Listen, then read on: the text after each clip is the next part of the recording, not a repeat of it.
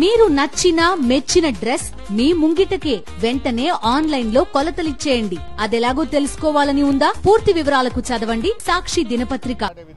పలు సూచనలు కూడా మరి చేయడం జరిగింది.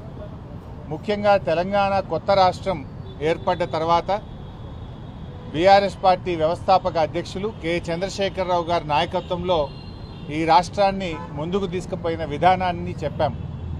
రాష్ట్రం ఏర్పడ్డ నాడు తెలంగాణ రాష్ట్రం మరి ఆ రోజు దేశ జీడిపి కంటే తక్కువ జీడిపితో, రైతుల ఆత్మహత్యలతో, కరెంటు కోతలతో, అనేక ఇబ్బందులతో ఉన్న తెలంగాణ రాష్ట్రం కేసీఆర్ గారి నాయకత్వంలో మరి దేశ జీడిపి కంటే అత్యధిక జీడిపి వృద్ధి రేటుతో రాష్ట్రం ముందుకు పోయిన విధానాన్ని 16వ ఆర్థిక సంఘానికి చెప్పడం జరిగింది.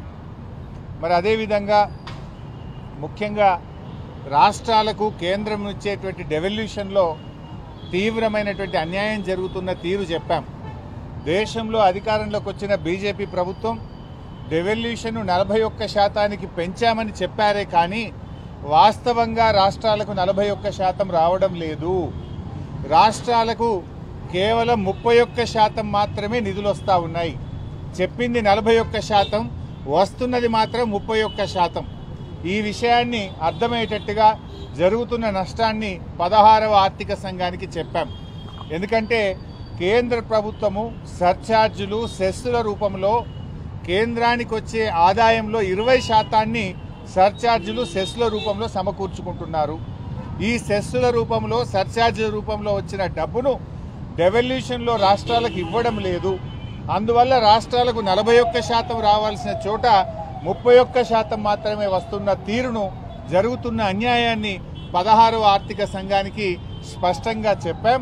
చెప్పడమే కాకుండా దీన్ని సవరించాలని, ఈ రాష్ట్రాలకు ఇచ్చే డెవల్యూషన్ను 41% నుంచి 50%కి పెంచాలని కూడా బీఆర్ఎస్ పార్టీ డిమాండ్ చేయడం జరిగింది. అదేవిధంగా నాన్ ట్యాక్స్ రెవెన్యూ, ఆ రోజుల్లో నాన్ ట్యాక్స్ రెవెన్యూ కేంద్రానికి చాలా తక్కువగా ఉండేది కనుక దాన్ని డివిజబుల్ పూల్లో అప్పుడు పెట్టలేదు. నాన్ ట్యాక్స్ రెవెన్యూ 1960-61లో కేవలం 175 కోట్లే ఉండేది కేంద్ర ప్రభుత్వానికి. కానీ 2024-25లో నాన్ ట్యాక్స్ రెవెన్యూ 5,46,000 కోట్ల రూపాయలు ఉంది. ఇంత పెరిగింది. ఈరోజు దాన్ని డివిజబుల్ పూల్లోకి తీసుకురండి. నాన్ ట్యాక్స్ రెవెన్యూలో కూడా రాష్ట్రాల వాటా ఇవ్వాలి. 5,46,000 కోట్లున్న డివిజబుల్ పూల్ను, ఈ నాన్ ట్యాక్స్ రెవెన్యూ డివిజబుల్ పూల్లోకి తేవాలని చెప్పి కూడా ఈరోజు ఆర్థిక సంఘం ముందు చెప్పడం జరిగింది.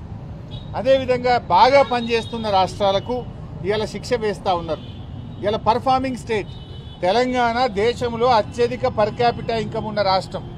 మీరు బాగున్నారు కనుక మీకు డెవల్యూషన్ తక్కువ ఇస్తామనడం అన్యాయము అనే విషయాన్ని చాలా గట్టిగా చెప్పాం. 13వ ఆర్థిక సంఘంలో మన రాష్ట్రానికి 2.437% ఇచ్చారు. 14వ ఆర్థిక సంఘానికి వచ్చేసరికి అది 2.133కు తగ్గింది. 15వ ఆర్థిక సంఘం వచ్చేసరికి 2.102కు తగ్గింది. ఇప్పుడు 16వ ఆర్థిక సంఘం. మీరైనా మా రాష్ట్రానికి అన్యాయం చేయకండి, సమతుల్యత పాటించండి, వెనుకబడ్డ రాష్ట్రాలను ఆదుకోండి, బాగా పనిచేస్తున్న రాష్ట్రాలను కూడా మరి మీరు డిస్ఇన్సెంటివైజ్ చేయకూడదు, మమ్మల్ని కూడా కాపాడాలి, బాగా పనిచేసే వాళ్ళను ప్రోత్సహించాలనేటువంటి విషయాన్ని 16వ ఆర్థిక సంఘానికి నొక్కి చెప్పాం.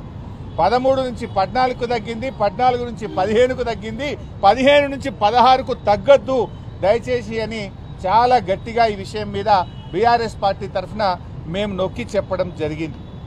అదేవిధంగా పన్నులు వసూలు చేయడం, వీళ్ళు కొన్ని మార్క్స్ పెట్టుకుంటారు.